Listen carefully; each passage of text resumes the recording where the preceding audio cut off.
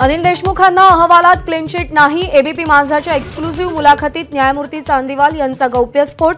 आयोगासमोर पुरावे येऊ दिले नाहीत, चांदीवाल यांचा दावा।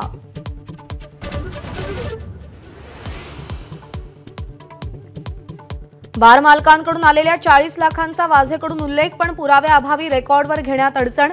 परमवीर सिंगही पुरावे देऊ शकले नाहीत, आयोगाचा दावा।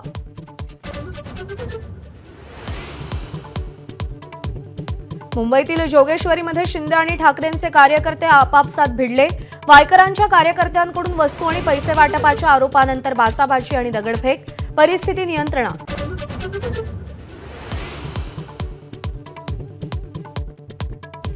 भिवंडीतील सभेत ओवेसींची मोदी शहांवर वादग्रस्त टीका। भाजप नेत्यांना कमी मुलं आहेत, त्याला मुस्लिम जबाबदार कसे?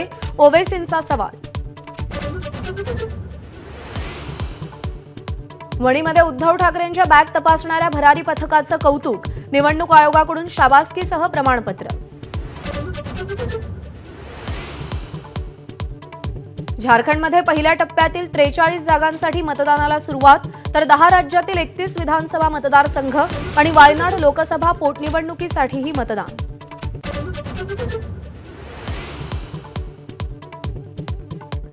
महागाईचा दर 6.21%। महागाई दरानं 14 महिन्यातील विक्रमी टप्पा गाठला। भाजीपाल्याची भाववाढ 42% पार।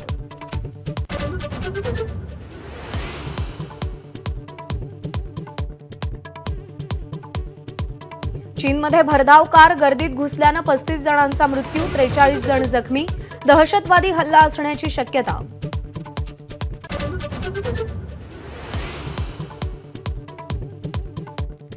भारत आणि दक्षिण आफ्रिकेतील तिसरा टी20 सामना आज।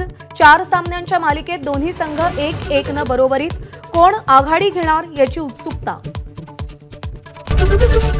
एबीपी माझा, उघडा डोळे बघा नीट।